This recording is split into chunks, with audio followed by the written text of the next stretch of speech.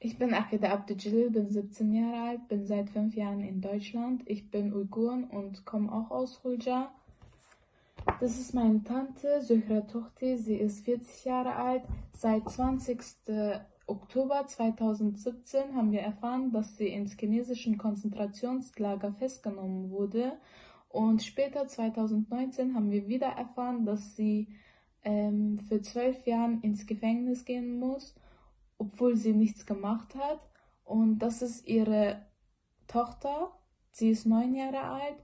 Und ich kann mir nicht vorstellen, wie sie ohne ihre Mutter wachsen soll und wie sie sich gerade fühlt. Meine Mutter geht sehr schlecht, weil sie ihre Familie nicht sehen kann und ihre Schwester ins Gefängnis ist.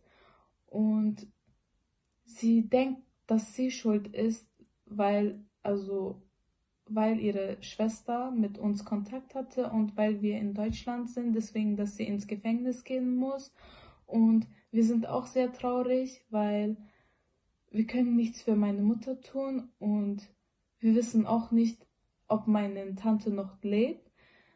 Ich fordere die chinesische Regierung, dass meine Tante und über 3 Millionen Uiguren freizulassen.